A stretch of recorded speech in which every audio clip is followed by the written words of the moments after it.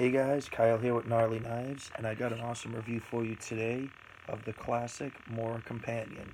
I know, a Mora review, never seen one before. Yeah, but this is my take on it, so take that for what it's worth. The Mora Companion, just to get the specs out really quick, you have a 4.1 inch blade, and it is 8 and 3/4 inches overall for length. Now the thickness of the blade is 2 millimeters. To give you an idea of that, an eighth of an inch is 3.2 millimeters. I actually have another Mora here. That is an eighth of an inch thick. I can show you the spine thickness. Take a look. So a little less than half the thickness there. To give you a size idea, this is the Mora Robust Pro. Give you some more ideas here. We also have the Cold Steel Fin Hawk. Is very much inspired by this knife for the bushcraft and carving crowds. Also have one of my absolute favorite carving knives is the Martini Timberjack. Also have a Mora Basic 510. Seen this knife in a couple of videos before, and then just for fun, because it is a cool knife, does deserve a video all its own. This is the Mora 2000. Actually, this blade shape you can see in a few other Moras that are out now. The Mora Forest, as well as the Mora Cans Bowl. We'll have videos coming up on all of these knives, but I wanted to start out with the Mora Companion. Now, this is a knife that is great for so many reasons. One thing is the price. It's a great knife if you're just getting into carving, if you're not sure, if you really want to get heavily invested in it. This knife, I just checked online, you can get this for about $14. So this is not a major investment. This isn't like dropping $80, $100 or more dollars on a knife. This is something that anybody can afford and can put to use right away. One thing I do love with Moras, every single Mora I've ever gotten, I probably have close to 30 of them. Every single one has come shaving sharp out of the box. These do have a great handle and do provide you really good grip. They do give you a little bit of a palm swell there, just helps that fit right in the hand. And I do have larger size hands, but this fits in my hand very well. But it would also fit in the hand well of somebody with smaller size hands. I've had my fiance hold this knife before, and she has said that her hand, it does fit very well. Her hands are probably half the size of mine. These are a great way. These are a great knife. They, like I said, it is geared for carving, bushcraft crowd, everything like that. You can do some prep with them, food wise. With their grind, though, I mean, they're not the best for food prep, but they do get insanely sharp. They do have the Scandinavian grind. We will go in a little more detail. I'm actually planning very soon, possibly tomorrow, so you can kind of see the highlighted portion is the entire size of the grind. But I am planning tomorrow or very soon to do a video talking about different knife grinds. So we'll go into the Scandi grind a little bit more. Basically, it's just a very tall edge bevel, and it just allows itself to be insanely slicey. The only downside is they do have very delicate edges because they are so fine, but whereas you're using it on wood and natural materials, they hold up very well. This is the carbon version. They also do have stainless steel versions. Those are 12C27. It's a Sandvik steel, so those are good for people if you're worried about rust, or if you're in a more humid or wet environment, or if you don't want to have to worry about maintenance as much. What I generally do is keep a coating of fix and wax on these when I'm not using them, and I've never had issues with rust. And the blade also does help out. The blades are very highly polished, not quite mirror, but very, very close. The high polish does help with rust resistance a little bit. The handle is constructed, it's two materials, so the green portion here, so you have your grip, and also the back, called the pommel, if you will, of the knife, are plastic, but then this black area in here is all rubber. So even when your hands are wet, if you say if it is raining or your hands are a little slippery, if it's hot, you're sweating, this knife is not coming out of your hand, and then also giving you the finger guard and this little swell here at the back, the knife is not going to come out of your hands. Now, generally with carving knives, I am not much of a fan on finger guards, but this is not a very large one. This is just a very, I'd say almost just an impression of a finger guard. It's enough that, I mean, yeah, you shouldn't be doing stabbing tasks with carving knives, but, if some reason your hand were to slip, it does give you some protection there, so you don't have to worry about running up on the blade, as opposed to, say, the Robust Pro, which has very pronounced finger guards. And this one here, there's no sliding around on this knife. Now, I've used Moras for quite a few years now. This is actually one of the first Moras that I got, I'd say, like 2.5, maybe even 3 years ago. This thing, I've actually only had to sharpen it once. Just getting back to the steel on this, I know I mentioned about the stainless steel. The carbon steel on these is another Sandvik steel, but it's called UHB 20, and it is very similar to the American 1095 steel. It does have really good edge retention, especially as I had said before, about using the natural materials. These do last a very long time. The edges, I mean, yes, it's not, CPM 3V, it's not S30V, but for what the intended purpose of these knives are, it really doesn't make a difference. These, like I said, I've only sharpened this once in the last 2.5 to 3 years, and this is still, take a look here, we are still shaving. What's great with the Scandi grinds or knives in general, but what I love with the Scandi grinds is because these edges are so narrow, or the edge on it is so narrow, that it doesn't take much, especially on a strop with a little compound. That's what I use to take care of all my knives. And even when I had sharpened it, it didn't necessarily need to be sharpened. It just wasn't quite shaving hair even after using the strop. It just went a little too long, or I did a few too many carving projects before stropping. But it would have been fine, absolutely. It's just, I just really like having those hair shaving edges. It also does make for a little bit neater and cleaner carves. I do have some wood here to kind of demonstrate it a little bit. This here is a spoon I've been working on lately, just, doing all, one of those people I usually have probably 3 or 4 different projects at once going on. It always winds up having a few of them incomplete, and then I'll go back, and yeah, I should really get in the habit of finishing projects and then starting new ones. But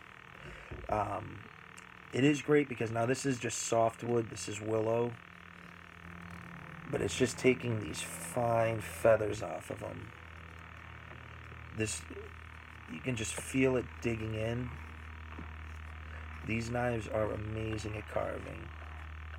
And being a thin knife, and I know I touched a little bit upon with the food prep, I've done a little bit with it, just messing around. And because it is very thin, it doesn't hinder it too much, even with the extreme length of that edge bevel. So I can kind of give you an example here. The knife I'm carrying right now is the Cold Steel Broken Skull, but you can see the blade is blacked out, but that shiny portion is the edge. And then to compare it with this, the shiny portion, how tall that bevel is versus here. I mean, the bevel on the Scandi is probably 4 to 5 times as tall. So this would have a much more robust edge where you'd come in contact with a tougher material. But this one here is way more slicey and much better for removing larger amounts of material, because it really digs into the material when you are carving. So like I said, we're using the willow here, showing some of the stuff you can do with it and how well it works on the softer wood. But one of the tougher woods in this area do live in the northeast, so we have the northeastern woodlands, is going to be your oak, which is a very tough material. But you're going to see here, this still just shaves, it just hogs the wood right off.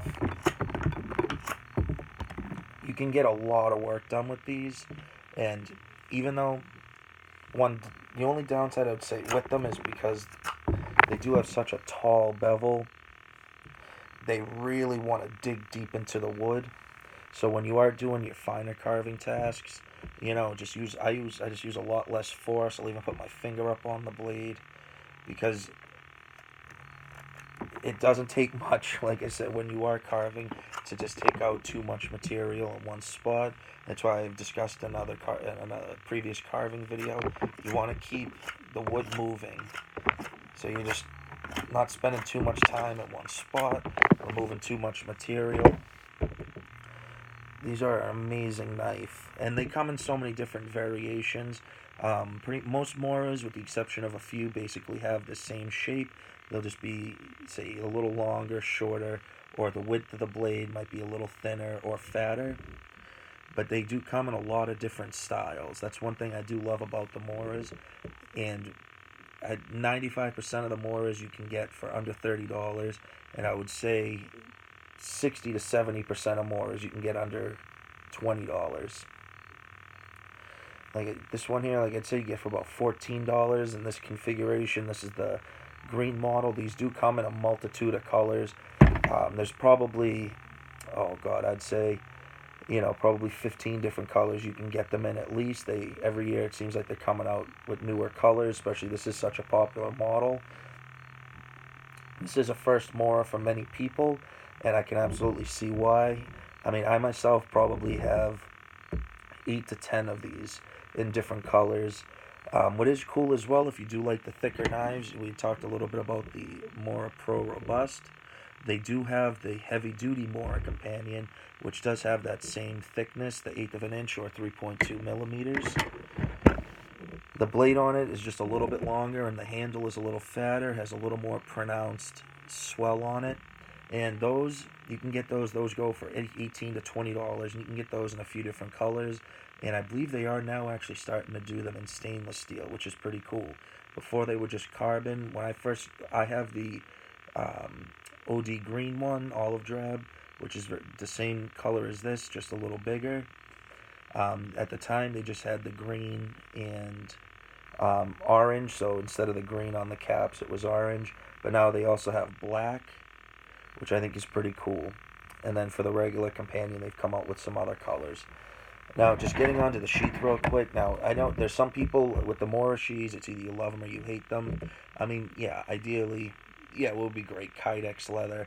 But for the price of this knife, I mean, the fact that you get a sheath at all. Now, this is a hard molded plastic. I do really like these a lot compared to some other companies that have the molded plastic sheaths like the Moras. What's great is you do get that thumb ramp, so when you grab it, you can just kick right off of the sheath with your thumb. And, you know, having this, I've used this knife many, many times. I've had it for a few years now. The sheath has not widened at all or loosened up at all with the blade. And when you shake it, there's no rattle in it, which is good. And then, you know, you make sure it's in there secure. This is not coming out. These are a really well-made sheath for the price, for what you're getting. And what I also kind of like, too, is no big deal to some people, but you can put the belt, the way the belt clip is set up, you don't have to take your belt off in order to slide it on. You can just slip it out and slide this right on your belt, so it does make it really convenient for taking on and putting on this onto your belts. And then, of course, too, they do have a little drain hole if you were to ever get moisture in there. And another benefit with the plastic versus something, say, leather, these dry off much, much quicker. They do not soak up the water. You can just dry them out, use a cloth, and then you can put your knife back in. Excuse me, sorry about that. Now, one thing with the Moras, I actually do to all of mine. Some of the newer ones now, your Garberg, the Eldris, the Cansbull, have the 90-degree spine. Now, what I do with mine, because they all come with a rounded over spine, is I just take a file and just flatten out the spine of the knife and put a 90-degree on there. I do that for a couple of reasons. One reason is great for when I'm doing wood carving. You know, it almost is essentially similar to sandpaper because it just removes a little bit of material, but it just smooths out the rougher edges. Another couple reasons actually go together is with fire making. You know, when you're starting a fire, you want very, very fine materials to get it going. And what's great with the sharpened spine, you're literally just taking little hairs. You can kind of see there. It's a little thin hairs that you're taking right off of the wood. They're so like paper thin shavings, and those will catch the fire really well. And another thing I like to use them on. Oh, there we go. Another thing, what does make it great with that flat spine, with the 90 degree, is using the ferrocerium rods if you do want to use it for starting fire. And I sharpen mine the whole way down, so even up towards the tip. You can take the material off and get lots of sparks. Now, you will get some nasty stuff on the blade, but it'll just come right off with your finger, so you don't have to worry about that. But as you know, or probably should know, you never want to use the edge of your knife to light a ferro rod. So that's another reason why it's great to have that 90-degree spine. And yeah, you know, these do come a lot of the time with little strikers for them, but you know, I find they get lost, or you know, whatever. If I already got the knife, I'd rather just use that. I do keep a striker with it in case, but it is a good way to have a it's a good idea to have a backup. You know, so I really hope this was helpful for you guys. I do want to do more reviews on other Moras and other carving knives. You know, especially this one. Like I said, this is one of my absolute favorite carving knives by Martini. So this will probably be the next knife I'll do a review on, at least with these carving and outdoor knives. You know, like I had said, I mean, I really can't find too many bad things about it. I mean, especially for the price. I mean, $14. I mean, can you really complain? You know, the only things were really just that it doesn't come with the 90-degree spine, but I feel like that's more of a preference, so I don't know if that's really something to necessarily complain about. But actually, what is cool though, they just came out with a new version of this where they actually have a ferro rod built into the handle that snaps and clicks out. I believe they're calling it the Mora Spark. I want to get one of those soon. I'll be able to do a review on that. And it's literally the same knife, just has that ferrocerium rod attached into it. So if any of you are familiar with the Mora Light My Fire, it's the exact same idea, except now it's on the Mora Companion platform. And those two, you can get those for under $30. It depends on the color, but I think you can get them starting at about $23 to $25, and they go up to about $30. So that's really not bad price at all, and you can replace the ferrocerium rods if you lose it or if they run out, which is nice. But I really hope you guys got a lot out of this. I really would definitely recommend this for anybody who's either just getting into knives or carving, or if you've been doing it for a long time and you don't have any Moras or Companions. There's really no way to go wrong with these. I mean, get a couple of them, put them in different kits. You know, it's a good backup knife. I mean, that's why it's the Mora Companion. You know, I mean, if you want, there's no reason you can't use this as your main knife. But if you want a good backup knife you can keep in your pack, you know, or something like that. This really, and it's so light. It only weighs a few ounces. They're very light knives. Even with the sheath, them together, I mean, this is a very, very small space that this will take up. I mean, you can just slide it right down the side of your pack, and you're really not going to notice it. Or, because you have the clips, just clip it on the outside. Why not? Anyway, guys, this is Kyle here with Gnarly Knives. Please like, subscribe, comment, share. Let me know what you guys think. Do you guys have any Moras? What kind? Let me know. Let's talk about it in the comments. Alright, you have a good one, guys. Keep carving.